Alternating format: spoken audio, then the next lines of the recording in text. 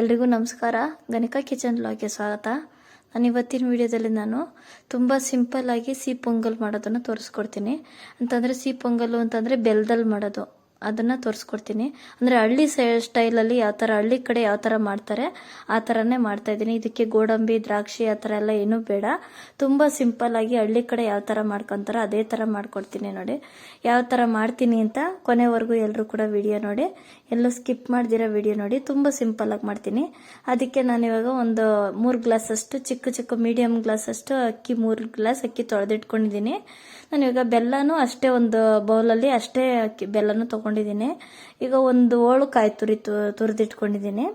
ಇವಾಗ ಇದಕ್ಕೆ ಒಂದು ಸ್ಪೂನಷ್ಟು, ಒಂದು ಅರ್ಧ ಸ್ಪೂನಷ್ಟು ಏಲಕ್ಕಿ ಪೌಡರ್ನ ಇಟ್ಕೊಂಡಿದ್ದೀನಿ. ಈಗ ಅದಕ್ಕೆ ಅಂತ ಒಂದು ಕುಕ್ಕರ್ ತೊಗೊಂಡಿದ್ದೀನಿ, ಒಂದು ಪಾತ್ರೆ ತೊಗೊಂಡಿದ್ದೀನಿ. ಇನ್ನು ಕೂಗ್ಸೋದು ಬೇಡ.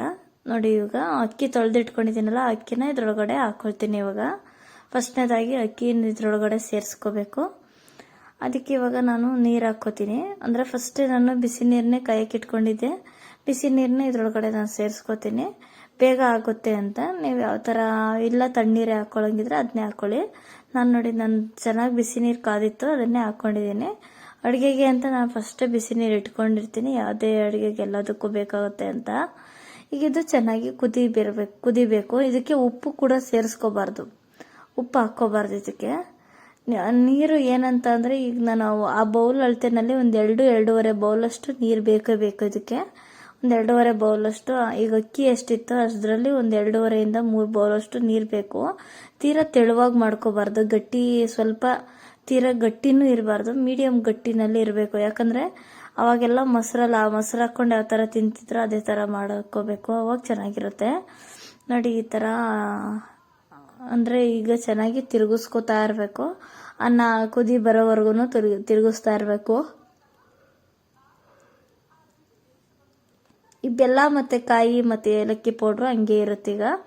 ಈಗ ಫಸ್ಟು ನಾನು ಅಕ್ಕಿ ಒಂದೇ ಹಾಕ್ಕೊಂಡಿರೋದು, ಕುದಿತೈತೆ. ಉಪ್ಪಂತೂ ಹಾಕಿಲ್ಲ, ಉಪ್ಪು ಮರಿದಿರ ಹಾಕ್ಬಿಟ್ಟಿರ ಯಾರೋ ಉಪ್ಪು ಹಾಕೋಂಗಿಲ್ಲ. ಸಿಹಿಯನ್ನಕ್ಕೆ ಸಾಕು, ಹಿಂಗೆ ಮಾಡ್ಕೊಳ್ಳೋದು. ನಾವು ಈ ಥರ ಮಾಡ್ತೀವಿ, ಹಂಗಾಗಿ ನಾನು ಈ ಥರ ತೋರಿಸ್ತಾ ಇದ್ದೀನಿ.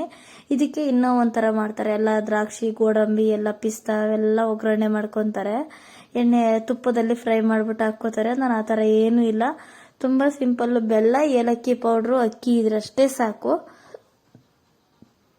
ನೋಡಿ ಅನ್ನ ಈ ಥರ ಹಿಂಗೆ ಇನ್ನು ಆಗ್ತೈತೆ.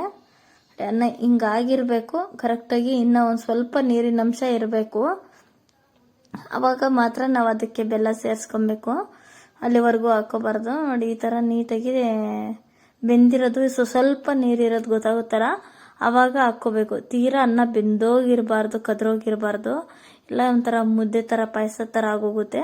ಅದರ ಬದಲು ಈ ಥರ ನೋಡಿಕೊಂಡು ಅನ್ನ ಇದ್ದಂಗೆ ನೋಡಿಬಿಟ್ಟು, ಅಂದರೆ ಅಕ್ಕಿನೂ ಇರಬಾರ್ದು, ಅನ್ನ ಕರೆಕ್ಟಾಗಿ ಆಗಿರಬೇಕು, ಸ್ವಲ್ಪ ನೀರಿರಬೇಕು ಅಷ್ಟೇ.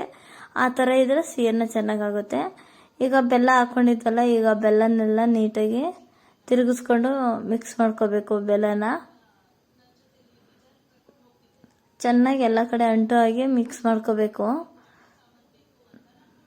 ಇನ್ನೊಂದು ಸ್ವಲ್ಪ ಬೌಲಲ್ಲಿತ್ತು, ಅದನ್ನು ಕೂಡ ಸೇರಿಸ್ಕೊಂಡಿದ್ದೀನಿ. ಈಗ ಎಲ್ಲ ಕಡೆ ಅಂಟು ಹಂಗೆ ತಿರುಗಿಸ್ಕೊಳ್ತೀನಿ. ತುಂಬ ಚೆನ್ನಾಗಿರುತ್ತೆ ಮಾತ್ರ. ನಾನು ಈಗ ಹೇಳ್ತಾ ಇದ್ದೀನಲ್ಲ, ಅದನ್ನು ನೀವು ಒಂದ್ಸಲ ಮಾಡ್ಕೊಂಡು ನೋಡಿ, ತುಂಬ ಚೆನ್ನಾಗಿ ಬರುತ್ತೆ. ನಿಮಗೂ ಇಷ್ಟ ಆಗೇ ಆಗುತ್ತೆ, ಒಂದ್ಸಲ ಟ್ರೈ ಮಾಡಿ ನೋಡಿ ನೀವು ಕೂಡ. ಇದಕ್ಕೇನು ಏಲಕ್ಕಿ ಪೌಡ್ರನ್ನು ಸೇರಿಸ್ಕೊತಾ ಇದ್ದೀನಿ. ಸ್ವಲ್ಪ ಸಕ್ಕರೆ ಹಾಕ್ಕೊಂಡು ನಾನು ಪುಡಿ ಮಾಡಿ ಇಟ್ಕೊಂಡಿದ್ದೆ ಏಲಕ್ಕಿ ಪೌಡ್ರು.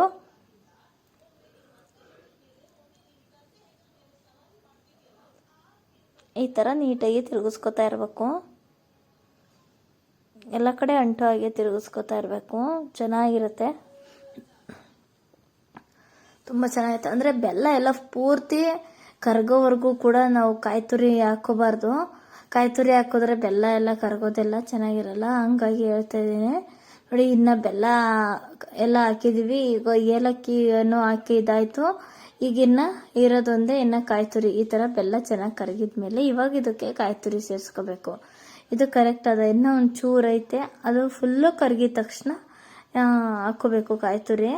ಫಸ್ಟೇ ಹಾಕಿದ್ರೆ ಈ ಬೆಲ್ಲ ಎಲ್ಲ ಕರಗಲ್ಲ, ಸರಿ ಹೋಗಲ್ಲ, ಹಂಗಾಗಿ ಹೇಳ್ತಾ ಇದ್ದೀನಿ. ನೋಡಿ ಚೆನ್ನಾಗಿ ಬೆಲ್ಲ ಎಲ್ಲ ನೀಟಾಗಿ ತಿರುಗಿಸ್ಕೋಬೇಕು, ಚೆನ್ನಾಗಿ ತಿರುಗಿಸ್ತಾ ಇರಬೇಕು. ಕರೆಕ್ಟಾಗಿ ನೋಡಿ ಈ ಥರ ಕರೆಕ್ಟಾಗಿ ಅನ್ನ ಈಗ ಅಕ್ಕಿ ಅಂತ ಅನಿಸುತ್ತೆ, ಅಕ್ಕಿ ಇರಲ್ಲ ಅಂದರೆ ನೀಟಾಗಿ ಕರೆಕ್ಟಾಗಿ ಐತಿ. ಈಗ ನಾನು ಹೇಳಿರೋದು ಮೆಜರ್ಮೆಂಟು ಕರೆಕ್ಟಾಗಿ ಐತೆ, ಅಳತೆನೂ ಕರೆಕ್ಟಾಗಿ ಐತೆ. ಇಷ್ಟು ಅನ್ನ ಕರೆಕ್ಟಾಗಿ ಆದಮೇಲೆ ನಾವು ಒಂದೊಂದಾಗಿ ಸೇರಿಸ್ಕೋಬೇಕು. ನಾನು ಹೇಳ್ತಾ ಇರೋ ಇದರಲ್ಲಿ ಎಲ್ಲ ಬರ್ದೇ ಇರೋರು ಕೂಡ ಕಲ್ತ್ಕೋಬೋದು. ಸಿಹಿಯನ್ನು ಅಷ್ಟು ಚೆನ್ನಾಗೈತೆ, ಸಿಂಪಲ್ಲಾಗೂ ಐತೆ. ನೋಡಿ ಈಗ ಇದಕ್ಕೆ ಕಾಯಿ ತುರಿ ಸೇರಿಸ್ಕೊತಾ ಇದ್ದೀನಿ. ನೋಡಿ ಸಿಹಿಯನ್ನಕ್ಕೆ ನೋಡ್ತಾ ಇದ್ರೆ ಎಷ್ಟು ಚೆನ್ನಾಗಾಗೈತೆ ಅಂದರೆ ಅಷ್ಟು ಚೆನ್ನಾಗಾಗೈತೆ. ಸಿಹಿಯನ್ನ ಅಂತೂ ತುಂಬ ಚೆನ್ನಾಗೈತೆ. ಏನು ಜಾಸ್ತಿ ಏನು ಇಂಗ್ರೀಡಿಯೆಂಟ್ಸ್ ಏನು ಬೇಡ, ಇದಕ್ಕೆ ಸಿಂಪಲ್ಲಾಗೆ ಮಾಡ್ಕೋಬೋದು. ರುಚಿಯಾಗಿ ಮನೆಯಲ್ಲೇ ಸಿಂಪಲ್ಲಾಗಿ ಮಾಡ್ಕೊಂಡು ತಿನ್ಕೋಬೋದು, ತುಂಬ ರುಚಿಯಾಗಿರುತ್ತೆ. ನೋಡಿ ಈ ಥರ ಎಲ್ಲ ನೀಟಾಗಿ ಕಾಯಿ ತುರಿ ಹಾಕಿದ್ಮೇಲೆ ಚೆನ್ನಾಗಿ ಬೇಯಿಸ್ಕೋಬೇಕು. ಕಾಯಿ ತುರಿಯನ್ನು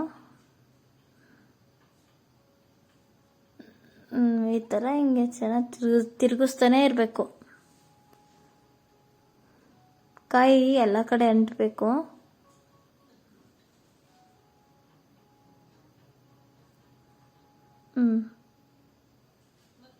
ಈಗ ಕರೆಕ್ಟಾಗಿ ಸ್ವಲ್ಪ ಆಯಿತು ನೋಡಿ, ಈ ಥರ ಹಿಂಗಾಗೈತೆ. ಒಂದ್ಸಲ ಇನ್ನೊಂದ್ಸಲ ಮತ್ತೆ ಕಾಯಿ ತುರಿ ಹಾಕಿದ್ಮೇಲೆ ಇನ್ನೊಂದ್ಸಲ ತಟ್ಟೆ ಮುಚ್ಕೊಂಡು ಬೇಯಿಸ್ಕೊಂಬರ್ಬೇಕು. ಏನಿಲ್ಲ ಒಂದು 5 ನಿಮಿಷ ಬೇಯಿಸಿದರೆ ಸಾಕು ತಟ್ಟೆ ಮುಚ್ಚಿ. ಈಗ ಕರೆಕ್ಟಾಗಿ ಪರ್ಫೆಕ್ಟಾಗಿ ಆಗೈತೆ ನೋಡಿ, ತೋರಿಸ್ತಾ ಇದ್ದೀನಿ ಎಷ್ಟು ಚೆನ್ನಾಗಾಗೈತೆ ಅಂದರೆ ಅಷ್ಟು ಚೆನ್ನಾಗಾಗೈತೆ. ಅನ್ನ ಫುಲ್ಲು ತೀರ ಬೆಂದೋಗಿ ಮೊಸರನ್ನ ಥರನೂ ಆಗಿಲ್ಲ, ಏನೂ ಇಲ್ಲ, ಕರೆಕ್ಟ್ ಅದವಾಗೈತೆ. ಮೊಸರು ಹಾಕ್ಕೊಂಡು ಇದ್ರ ಕಾಂಬಿನೇಷನ್ನೇ ಮೊಸರು ಜೊತೆಗೆ ಇಲ್ಲ ತುಪ್ಪ, ಈ ಬಿಸಿ ಇದ್ದಾಗೇನೆ ತುಪ್ಪನೂ ಕೂಡ ಸರ್ವ್ ಮಾಡ್ಕೊಂಡು ತಿನ್ಬೋದು. ಇದ್ರ ಜೊತೆಗೆ ಎಲ್ಲ ಹಳ್ಳಿ ಕಡೆ ಎಲ್ಲರೂ ಕೂಡ ತಿನ್ನೋದು ಅಂತಂದರೆ ಬರೀ ಎಲ್ಲ ಮೊಸರು ಹಾಕ್ಕೊಂಡೇ ತಿನ್ನೋದು. ಎಲ್ರಿಗೂ ಆಲ್ಮೋಸ್ಟ್ ಇದು ಗೊತ್ತಿರೋ ವಿಷಯನೇ. ಏನಂತಂದರೆ ಫಸ್ಟ್ ಯಾರೂ ಹಂಗೆ ಬರೀ ಸಿಹಿಯನ್ನಕ್ಕಿಂತ ಜಾಸ್ತಿ ಹಳ್ಳಿ ಸೈಡ್ ಇಷ್ಟಪಡೋದು ಎಲ್ಲರೂ ಕೂಡ ಇದಕ್ಕೆ ಮೊಸರು ಹಾಕೊಳ್ತಾರೆ. ಇದು ಸಿಹಿಯನ್ನ ಇನ್ನು ಬಿಸಿಗಿಂತ ಸ್ವಲ್ಪ ತಣ್ಣಗಾಗಿರುತ್ತಲ್ಲ, ಅದು ತುಂಬ ಚೆನ್ನಾಗಿರುತ್ತೆ. ಎಲ್ಲರೂ ಅಷ್ಟು ಇಷ್ಟಪಟ್ಟು ತಿಂತಾರೆ, ತುಂಬ ಚೆನ್ನಾಗಿರುತ್ತೆ. ಅಂದರೆ ಎಲ್ಲರೂ ಕೂಡ ಅಷ್ಟೇ ಇಷ್ಟಪಡ್ತಾರೆ. ಸಿಹಿಯನ್ನ ಜೊತೆಗೆ ಮೊಸರೇ ಮೇನ್ ಕಾಂಬಿನೇಷನು. ನೀವು ಒಂದ್ಸಲ ಟ್ರೈ ಮಾಡಿ ನೋಡಿ. ಈ ಥರ ಮೊಸರು ಹಾಕ್ಕೊಂಡು ಇದು ಸಿಹಿಯನ್ನ ಜೊತೆಗೆ ಮೊಸರು ಹಾಕ್ಕೊಂಡು ಮಿಕ್ಸ್ ಮಾಡಿಕೊಂಡು ತಿಂತಾ ಇದ್ರೆ ಅಷ್ಟು ರುಚಿಯಾಗಿರುತ್ತೆ, ಮಾತ್ರ ಅಷ್ಟು ಚೆನ್ನಾಗಿರುತ್ತೆ. ನಿಮಗೆ ಗೊತ್ತಾಗುತ್ತೆ, ನೀವು ಒಂದ್ಸಲ ಟ್ರೈ ಮಾಡಿ ನೋಡಿ. ತುಂಬ ಸಿಂಪಲ್ಲು, ಕಡಿಮೆ ಇಂಗ್ರೀಡಿಯೆಂಟ್ಸ್ನ ಬಳಸ್ಕೊಂಡು ಮಾಡ್ತಾ ಇರೋದು ನಾನು. ಇನ್ನು ಜಾಸ್ತಿ ಏನು ಇಂಗ್ರೀಡಿಯೆಂಟ್ಸ್ನೆಲ್ಲ ಹಾಕ್ಕೊಂಡಿಲ್ಲ. ನಿಮಗೆ ಗೊತ್ತಾಗ್ತಾ ಇದೆಯಲ್ಲ ಬರೀ ಎಷ್ಟು ಅಂತಂದರೆ 3 ಲೋಟ ಅಕ್ಕಿ ತೊಗೊಂಡಿದ್ದೀನಿ. ಇದೇ ಅಕ್ಕಿ ಸಣ್ಣ ಅಕ್ಕಿ ತೊಗೊಂಡಿರೋದು ನಾನು. ನೀವು ಇದೇ ಸಣ್ಣ ಅಕ್ಕಿ ಅಂತಲೇ ಏನಿಲ್ಲ, ದಪ್ಪಕ್ಕಿನಲ್ಲೂ ಮಾಡ್ಕೋಬೋದು. ದಪ್ಪಕ್ಕಿನಲ್ಲೂ ತುಂಬ ಚೆನ್ನಾಗಿರುತ್ತೆ. ಮಾತ್ರ ಹಳ್ಳಿ ಸೈಡಲ್ಲಿ ದಪ್ಪಕ್ಕಿನಲ್ಲೇ ಮಾಡೋದು, ಆದರೆ ನಾನು ಸಣ್ಣ ಅಕ್ಕಿನಲ್ಲಿ ಮಾಡಿ ತೋರಿಸ್ತಾ ಇದ್ದೀನಿ ಅಷ್ಟೇ. ನೋಡಿ ಈ ಥರ ಮೊಸರು ಕಾಂಬಿನೇಷನ್ ತುಂಬ ಚೆನ್ನಾಗಿರುತ್ತೆ. ಈ ಥರ ಗಟ್ಟಿ ಮೊಸರು ಹಾಕ್ಕೊಂಡು ಸಿಹಿಯನ್ನಕ್ಕೆ ಹಾಕೊಂಡು ತಿಂತಾ ಇದ್ರೆ ತುಂಬ ರುಚಿಯಾಗಿರುತ್ತೆ, ಮಾತ್ರ ಅಷ್ಟು ಚೆನ್ನಾಗಿ ಬರುತ್ತೆ. ನೀವು ಒಂದ್ಸಲ ಟ್ರೈ ಮಾಡಿ ನೋಡಿ, ನಿಮಗೆ ಗೊತ್ತಾಗುತ್ತೆ. ಎಲ್ಲರೂ ಅಷ್ಟು ಇಷ್ಟಪಟ್ಟು ತಿಂತಾರೆ. ನೋಡಿ ಹೊಸಬ್ರು ಯಾರೆಲ್ಲ ನನ್ನ ವಿಡಿಯೋ ನೋಡ್ತಾ ಇದ್ರೆ ಇನ್ನು ಸಬ್ಸ್ಕ್ರೈಬ್ ಆಗಿಲ್ಲ ಅಂತ ಅಂದರೆ ದಯವಿಟ್ಟು ಪ್ಲೀಸ್ ಸಬ್ಸ್ಕ್ರೈಬ್ ಆಗಿ. ಹಂಗೆ ವಿಡಿಯೋನ ಯಾರಾದರೂ ನಿಮ್ಮ ಫ್ರೆಂಡ್ಸ್ಗೆ, ಫ್ಯಾಮಿಲಿ ಮೆಂಬರ್ಸ್ಗೆ ಎಲ್ಲರಿಗೂ ಕೂಡ ಶೇರ್ ಮಾಡಿ. ಇನ್ನೊಂದು ವಿಡಿಯೋದೊಂದಿಗೆ ಸಿಗ್ತೀನಿ. ಎಲ್ರಿಗೂ ನಮಸ್ಕಾರ.